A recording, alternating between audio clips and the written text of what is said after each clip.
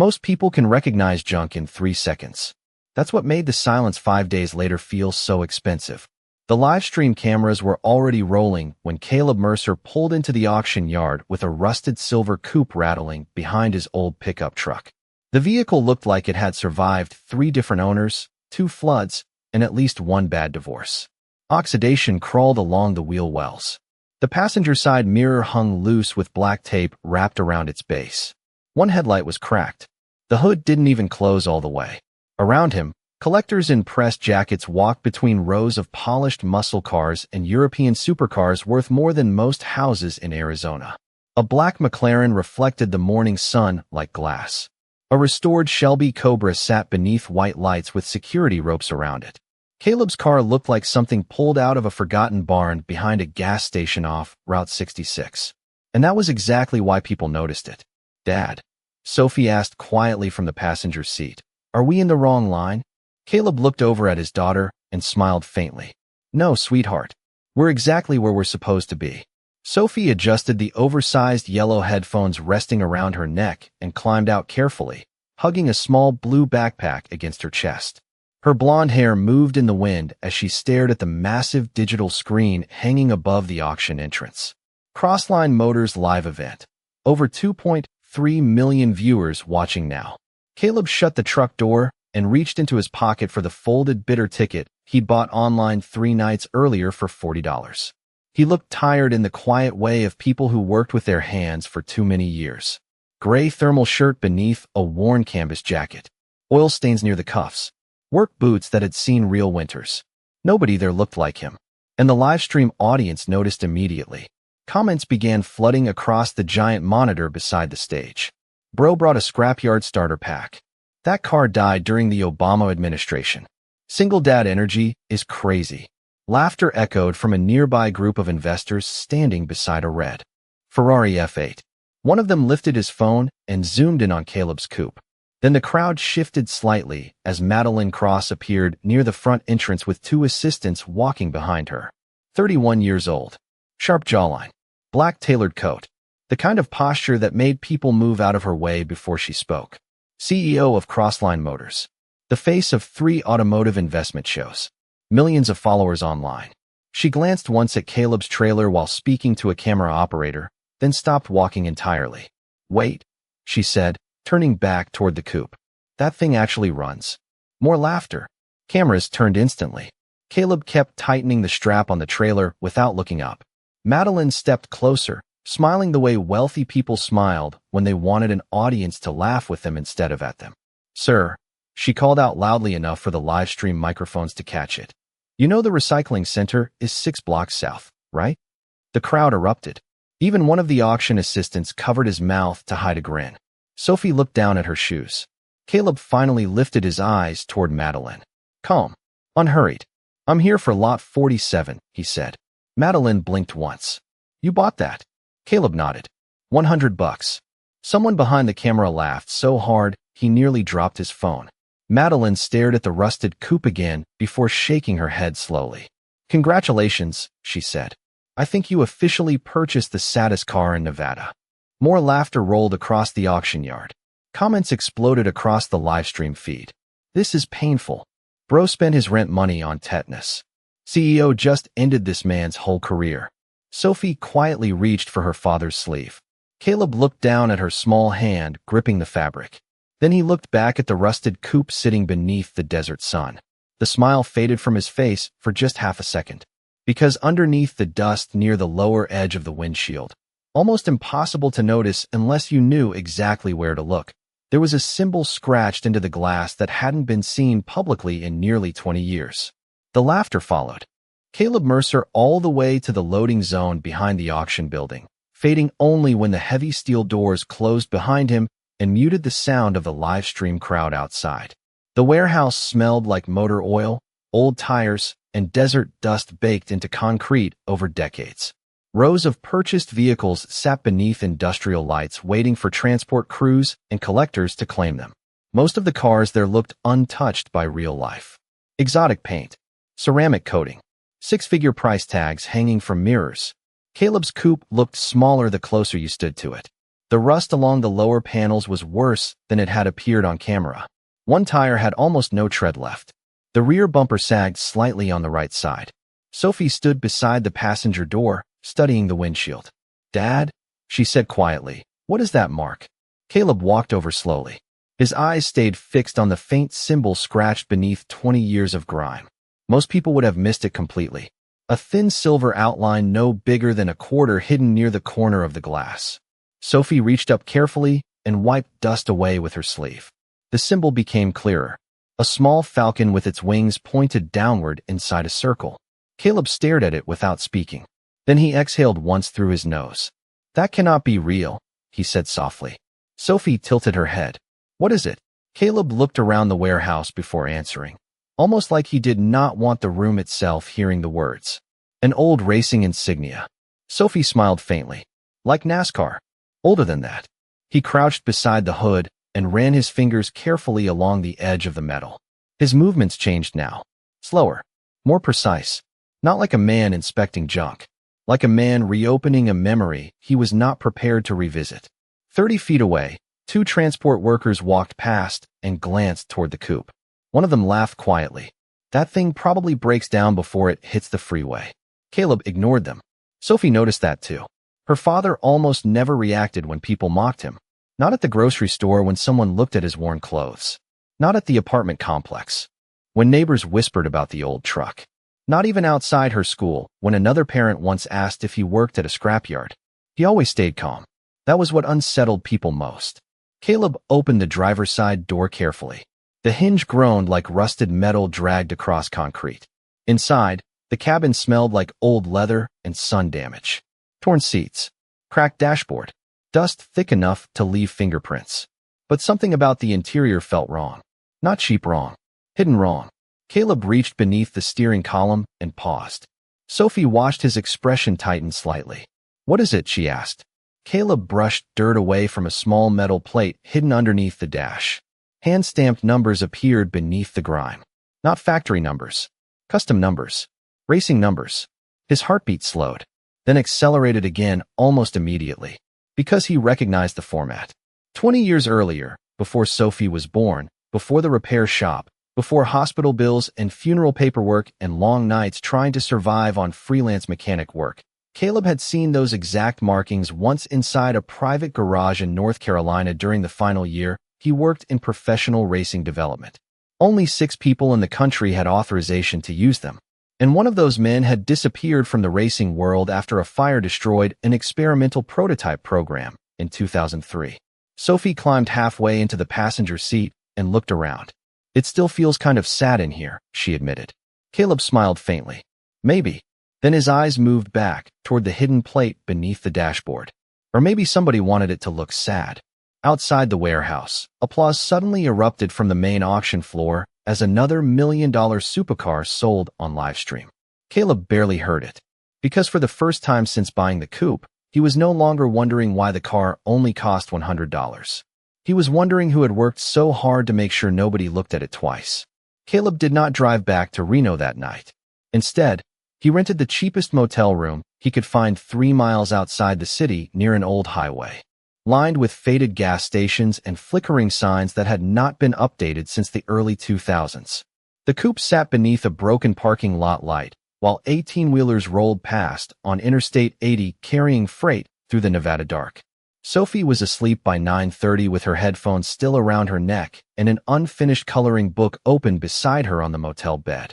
Caleb sat alone at the small table near the window with a laptop that took nearly 2 full minutes to start. The room hummed with old air conditioning and distant traffic. On the screen in front of him was a blurry photograph from 21 years earlier. 6 men standing inside a private racing facility in Charlotte, North Carolina. Younger versions of engineers, fabricators, and test drivers who had once worked on projects too expensive and too experimental for public release. Caleb enlarged the image slowly until the quality almost collapsed into pixels. Then he stared at the emblem stitched onto one jacket sleeve. A falcon inside a circle with downward wings. The exact same symbol hidden beneath the coupe's windshield dust. Caleb leaned back in the chair and rubbed his eyes once. "No way," he muttered under his breath. He opened another file. Then another. Old archived forums. Racing articles deleted years ago.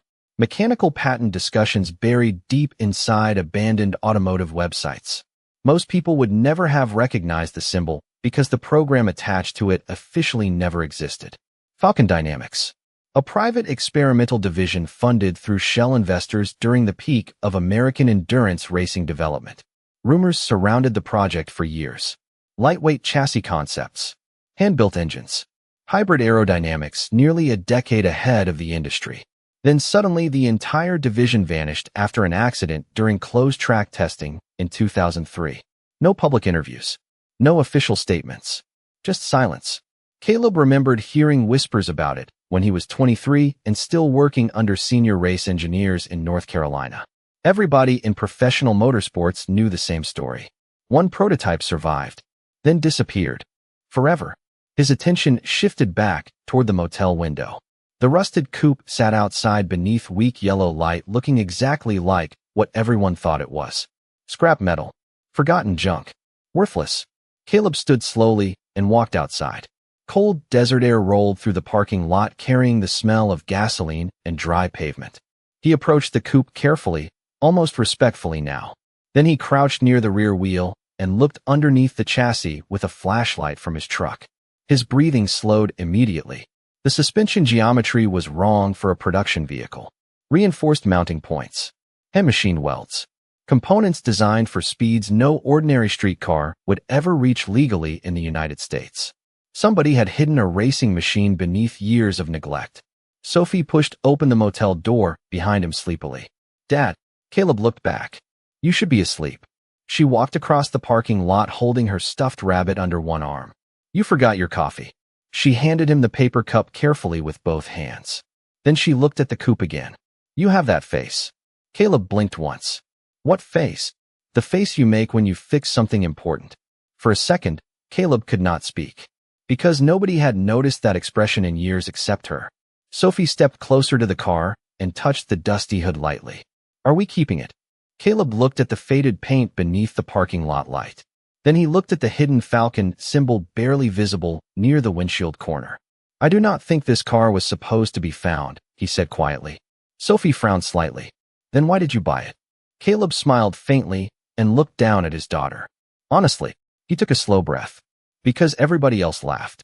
Back inside Crossline Motors, nearly 40 miles away, Madeline Cross stood in her glass office replaying the livestream clips from earlier that afternoon. Millions of views already. Thousands of comments.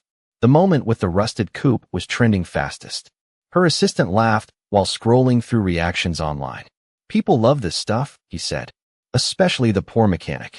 Guy. Madeline smiled briefly before pausing the video on a single frame. Caleb standing beside the rusted coupe while the cameras laughed around him. Calm. Unbothered. Watching the car instead of the crowd. Her smile faded slightly. Zoom in on the windshield, she said. The assistant adjusted the frame. Madeline stared at the faint symbol near the glass for 3 long seconds. Then her expression changed completely. Madeline Cross did not sleep much that night. By 2:15 in the morning, the livestream clip had passed 12 million views across platforms, and every repost focused on the same moment. The rusted coupe. The quiet mechanic. The laugh. Her media team loved it. Engagement numbers were exploding. Sponsors were already asking about merchandise opportunities built around the auction event. But Madeline kept replaying only 3 seconds of footage. The faint symbol on the windshield. Falcon Dynamics.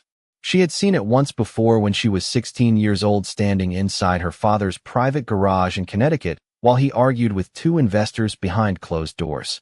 She remembered almost nothing about the conversation except the tension in the room and one sentence her father said before slamming a folder shut.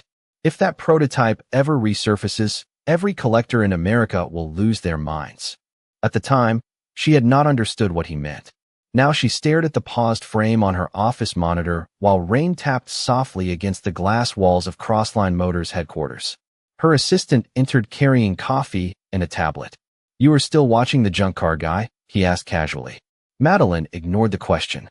Find me everything on Falcon Dynamics. The assistant frowned immediately. That company disappeared 20 years ago. I know. There are barely any records left. Madeline finally looked up. then find the records nobody erased. 40 miles away, Caleb Mercer had already been awake for an hour.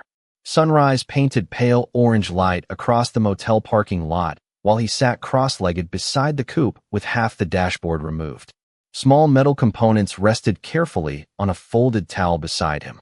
Sophie sat nearby eating cereal from a paper cup and watching him work. "Did race cars always smell weird?" she asked. Caleb smiled faintly without looking up. "Only the important ones." Sophie considered that answer seriously. "So normal cars smell boring?" "Exactly." She nodded like that made complete sense. Caleb reached deeper beneath the steering column and carefully loosened another hidden panel. Then his hand stopped moving entirely. Bolted behind the interior frame was a sealed aluminum compartment no larger than a shoebox. No manufacturer markings. No labels. Just another Falcon insignia stamped into the metal. Caleb stared at it for several seconds before slowly unscrewing the cover. Inside sat a stack of yellow documents wrapped in plastic and a single photograph. His pulse jumped immediately. The photo showed two men standing beside the exact coupe nearly 20 years earlier inside a professional test garage. One was Graham Vale in his 30s before the gray hair and magazine covers and racing documentaries. The second man had his face partially obscured by grease stains and shadow, but Caleb recognized him anyway. Thomas Mercer. His father. Sophie leaned closer. "Who is that?" Caleb picked up the photograph carefully, like it might fall apart in his hands. For a moment, he forgot the motel parking lot. Forgot the rusted coupe. Forgot everything except a memory from childhood. His father coming home after midnight smelling like gasoline and machine oil. His father disappearing for days at a time without explanation. His father telling him once that some engines were built to be understood by very few people. Caleb swallowed slowly. "That is your grandfather," he said quietly. Sophie's eyes widened. She had only seen 2 photographs of Thomas Mercer her entire life. Caleb almost never spoke about him. Sophie pointed toward the other man in the photo. "Who is that?" Caleb looked at Graham Vale's younger face beside his father and felt something heavy settle into place inside his chest. "A man worth about $600 million, he answered softly. Back inside Crossline Motors headquarters, Madeline's assistant rushed into her office carrying a folder. With visible excitement. "I found something," he said breathlessly.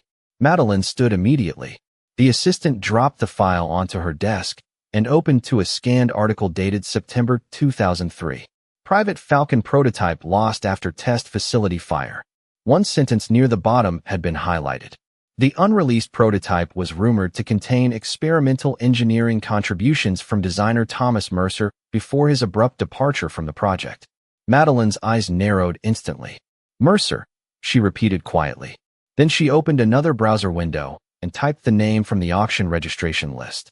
Caleb Mercer. Her expression changed slowly. Not amusement anymore. Not mockery. Recognition. And for the first time since the live stream began, Madeline Cross realized there was a very real possibility she had publicly humiliated the son of the man who helped design the most legendary missing car in American racing history. By noon the next day, the motel parking lot no longer felt anonymous. 2 different car enthusiasts had already driven slowly past the coupe after recognizing it from the viral livestream clip online. One man even stopped long enough to take pictures before leaving without saying a word. Caleb noticed all of it. So did Sophie. "Why are people staring now?" she asked while sitting on the motel curb with a box of fries beside her. Caleb tightened the aluminum compartment back beneath the dashboard before answering. "Because people only laugh until somebody important starts paying attention." Sophie frowned slightly. "That feels backwards." Caleb smiled faintly. "Most of the world works backwards." His phone buzzed for the 4th time that morning. Unknown number again. He ignored it again. The first voicemail had arrived at 7:22 from a collector in Scottsdale offering $20,000 without even seeing the car in person. The second caller offered $50,000 by 9:05. By 11:30, someone from a private museum in Miami offered $150,000 if Caleb agreed not to list the car publicly. The numbers should have felt impossible, but they only made him more cautious. Because none of those people understood what they were actually calling about yet. Caleb looked back down at the old photograph from the hidden compartment. His father beside Graham Vale, standing in front of the prototype while smiling at something outside the camera frame. It was the first genuine smile Caleb had ever seen in a picture of Thomas Mercer. That unsettled him more than the money. Growing up, his father had always seemed distant, quiet, buried inside unfinished thoughts and late-night engineering work. Then one day Thomas Mercer disappeared from racing completely and never explained why. Caleb had been 12 years old when it happened. 3 years later, his father died from a heart condition without ever mentioning Falcon Dynamics again. "Dad," Sophie asked carefully, "were Grandpa and the rich race guy friends?" Caleb stared at the photo for another second. "I think they were more than friends," he said quietly. "I think they built something together."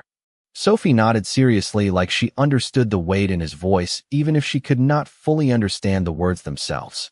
Across the state line in California, Graham Vale sat inside a private conference room overlooking Laguna Beach while 3 executives discussed sponsorship numbers for an upcoming racing documentary series.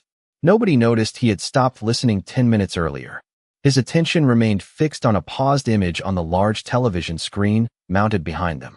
A rusted silver coupe, a faded Falcon symbol beneath the windshield. And standing beside the car was a man whose face looked painfully familiar. Graham stood slowly without warning. The executives stopped talking immediately. "Cancel the afternoon meetings," he said. One executive blinked in confusion.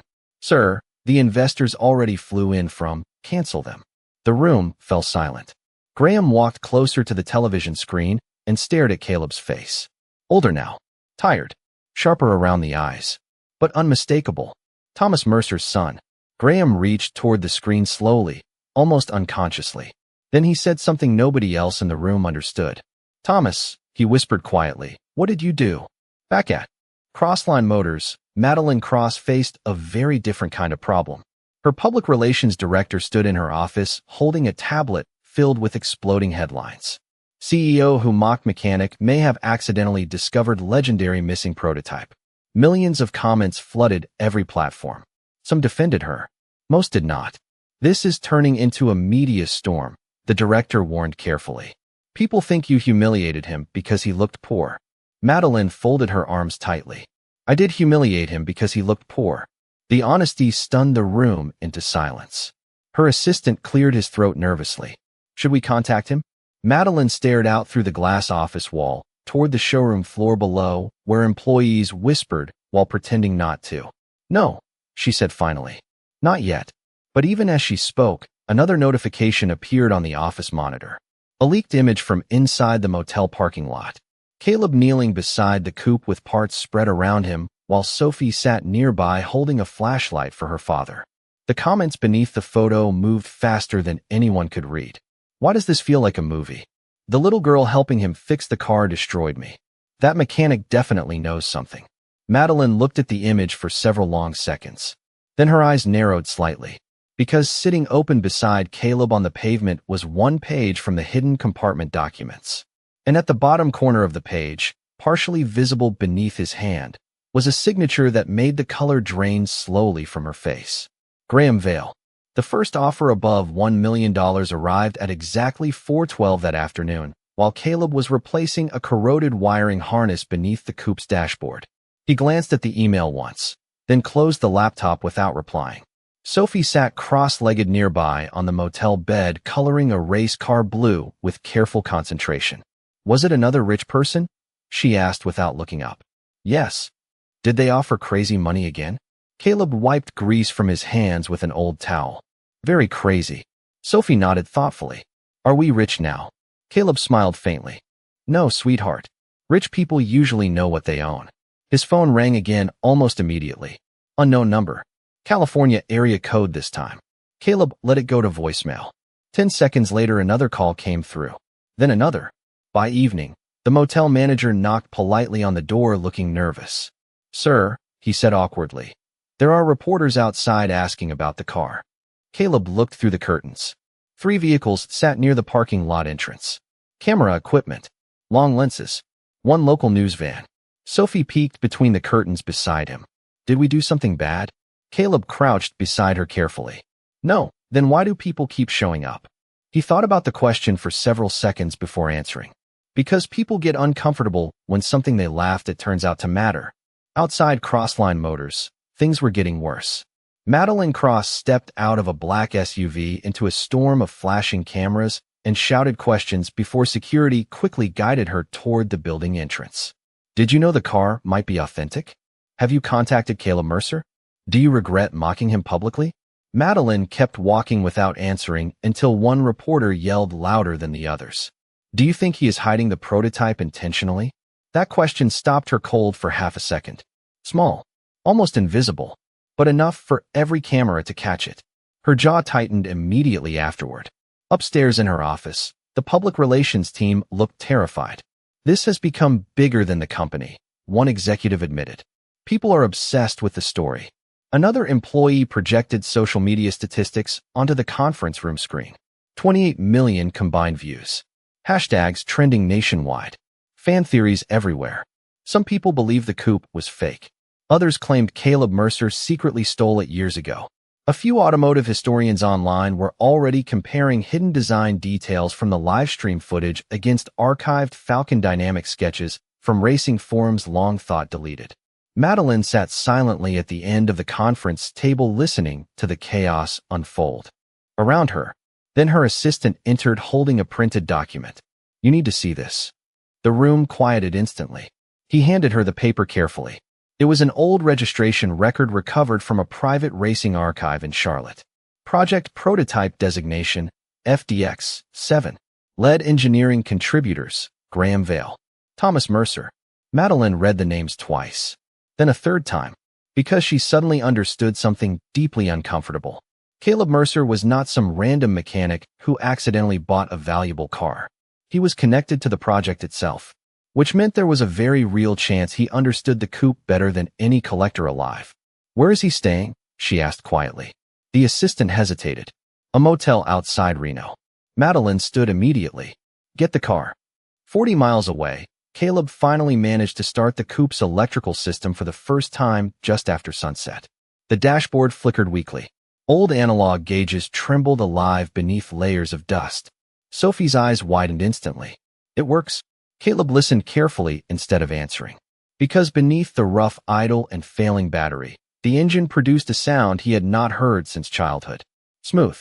Aggressive. Hand-tuned. Not factory. His expression changed slowly. Then the radio crackled unexpectedly with static before a recorded voice suddenly filled the cabin. If this car is running, the voice said calmly, then somebody finally found it. Caleb froze completely. Sophie stared at him. The voice continued. Older recording quality. Male. Familiar. Graham, if you are hearing this, it means they never destroyed the prototype after all. Caleb's breathing stopped for a second, because he recognized the second voice immediately. His father, Thomas Mercer. Sophie whispered softly from the passenger seat. Dad. Caleb could not answer. Outside the motel parking lot, headlights rolled slowly toward the coupe one after another as reporters gathered behind the chain-link fence trying to capture footage.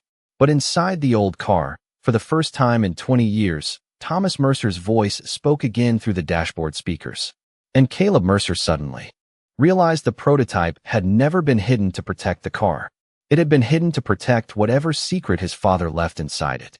The motel parking lot became unrecognizable by 8 o'clock that night. Satellite news vans lined the street outside the chain-link fence while live streamers shouted theories into cameras beneath flashing headlights. Somebody online had leaked the exact motel location less than 20 minutes after Thomas Mercer's recorded message surfaced across social media. Millions of people had now heard the voice hidden inside the prototype. Millions more wanted answers. Caleb sat inside the coupe with the driver's side door closed while Sophie slept quietly against his shoulder beneath a borrowed motel blanket. The dashboard lights glowed faint blue across the cabin. Thomas Mercer's old recording had already replayed 4 times. Each replay revealed something new. If this car is running, his father's voice had said calmly through static. Then somebody finally found it. Graham, if you are hearing this, it means they never destroyed the prototype after all. They buried it because of what we built into the engine architecture. They were afraid somebody would patent it first. Caleb leaned back against the torn seat and closed his eyes briefly. His father sounded younger in the recording than Caleb remembered. More alive. More hopeful. Dad. Sophie whispered sleepily. Are you crying? Caleb opened his eyes immediately. No, Sophie looked up at him carefully. You make the same face I make before school pictures. Despite everything happening outside, Caleb laughed softly under his breath. Then another line from the recording played through the cabin speakers. If my son ever finds this car, Thomas Mercer continued quietly. Tell him I am sorry I left him answers instead of time. Caleb froze completely. Outside the motel, every reporter pressed closer toward the fence, trying to capture better audio from the live stream broadcasts already covering the story nationwide. Inside the coupe, Caleb could barely breathe. Sophie reached for his hand without speaking. Across the country in California, Graham Vale stood alone inside a private airport hangar watching the same recording on his phone while his jet prepared for departure. The moment Thomas Mercer's voice mentioned the engine architecture, Graham lowered the device slowly and stared across the empty runway in silence. An assistant approached carefully. Sir, the press is already gathering in Reno. Graham nodded once without looking away from the dark runway lights. Good. Should we release a statement? Graham finally turned toward him. For the first time in years, the calm public image the world associated with the racing legend seemed completely gone. No statements, he said quietly. Not until I see the car myself. Back in Nevada, Madeline Cross arrived at the motel just before 9:30 in a black SUV surrounded by security vehicles. The crowd outside reacted instantly. Cameras swung toward her. Questions exploded from every direction. Did you know the prototype was real? Are you trying to buy the car? Did Crossline Motors hide information? Madeline ignored them all while moving toward the motel office entrance. But halfway there she stopped walking. Because across the parking lot, through the windshield of the rusted coupe, she could see Caleb Mercer sitting silently beside his sleeping daughter while Thomas Mercer's voice echoed faintly through the old speakers. Madeline stood completely still. The live stream humiliation suddenly felt very far away now. Smaller somehow. Irrelevant. Because the mechanic she mocked was no longer just a man with a rusted car. He was the son of the engineer connected to one of the biggest mysteries in American racing history. Caleb noticed her standing there through the windshield. Their eyes met across the crowded parking lot. Madeline expected anger, or satisfaction, or revenge. Instead, Caleb simply looked tired. That unsettled her more than anything else. Slowly, Madeline stepped closer to the car while reporters watched from behind the fence in total silence. Then Thomas Mercer's recording spoke again. Graham, the voice said carefully, if they ever find the prototype, promise me one thing. Do not let investors touch it before my son understands what it really is. The parking lot went completely still. Even the reporters stopped talking. Madeline's expression changed immediately, because for the first time, she realized the prototype might be worth far more than money. Caleb reached forward and shut the recording off. Silence settled across the old coupe. Then another sound rolled softly through the parking lot. Not cameras, not reporters, engines. 3 black luxury sedans pulled slowly toward the motel entrance beneath flashing media lights. Every conversation stopped instantly. Every phone turned toward the arriving vehicles. One of the rear doors opened, and when Graham Vale stepped out wearing a dark overcoat beneath the Nevada night sky, the entire parking lot fell silent. For nearly 10 full seconds after Graham Vale stepped out of the black sedan, nobody in the motel parking lot moved at all. Reporters lowered microphones without realizing it. Camera operators stopped speaking into headsets. Even the live stream chat feed slowed as millions of viewers watched the racing legend walk across cracked pavement toward the rusted silver coupe beneath the flickering parking lot lights.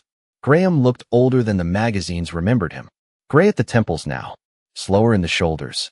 But the moment he fixed his eyes on the prototype, something changed in his expression that cameras could not fully capture. Not excitement, not shock, recognition, the kind that hurts. Caleb stepped out of the driver's side door carefully while Sophie remained asleep beneath the blanket inside the car. Graham stopped 6 feet away from him and looked first at Caleb's face, then at the coupe, then back again. You look exactly like him, Graham said quietly. Caleb swallowed once. I barely remember him. Graham nodded slowly like that answer carried more weight than most people would understand. For a moment, neither man spoke again. Around them, dozens of cameras remained pointed in complete silence. Madeline Cross stood near the motel office watching everything unfold with folded arms and an expression no longer guarded by confidence. Graham finally stepped closer to the coupe and rested one hand lightly against the faded hood. His fingers trembled, almost invisibly. "We spent 4 years building this car," he said softly, "and 20 years trying to bury it." Reporters immediately surged forward behind the barricades. Questions exploded from every direction. Why hide it? Is the prototype authentic? How much is it worth? Graham ignored every single voice except Caleb's. "Did you hear the rest of the recording?" he asked quietly. Caleb shook his head once. "Only part of it." Graham closed his eyes briefly. Then he looked toward the motel lights overhead before speaking again. "Your father knew the engine inside this prototype would change racing forever. Lighter block, lower heat loss, fuel efficiency almost impossible for the time. Investors wanted to patent everything immediately." Caleb stared at him silently. Graham's jaw tightened slightly. "Your father refused." Madeline stepped closer now without meaning to. "Why?" she asked softly. Graham looked toward her for the first time all night. "Because Thomas Mercer realized the investors funding Falcon Dynamics were never planning to use the technology for racing." The entire parking lot became still again. Graham continued quietly. "They wanted military contracts, private manufacturing rights, government licensing." Caleb's expression changed slowly. "That is why he hid the car." Graham nodded once. "Your father erased the project himself, destroyed files, removed blueprints, buried the prototype under fake registrations before the investors could seize it." Caleb looked back at the rusted coupe beneath the motel light and suddenly understood why his father disappeared from racing forever afterward. Not failure. Choice. Sophie stirred sleepily inside the passenger seat and lifted her head slightly beneath the blanket. "Dad," she whispered, "why is everybody outside?"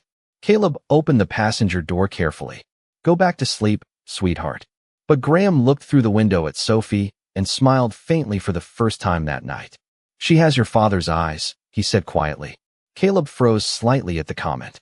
Graham stepped around the coupe slowly, studying every damaged panel with almost painful focus. Then he stopped beside the rear quarter panel where rust covered most of the original paint. "Thomas scratched this side himself before hiding it," Graham said. "Said nobody looks twice at ugly things." A few reporters actually lowered their cameras after hearing that, because suddenly the rusted coupe no longer felt like a car story. It felt personal. Graham reached into his coat pocket slowly and removed a folded document protected inside clear plastic. Then he handed it toward Caleb. Caleb opened it carefully beneath the parking lot lights. "Original Falcon Dynamics Engineering Ownership Papers. Signed by Graham Vale. Signed by Thomas Mercer. Signed 21 years earlier." Caleb's breathing slowed immediately when he reached the final line at the bottom of the page. "In the event of my death, prototype ownership transfers fully to my son, Caleb Mercer." The entire parking lot went silent again. Completely silent. Even the live stream comments froze as millions of viewers read the document through zoomed camera lenses. Madeline stared at Caleb in disbelief.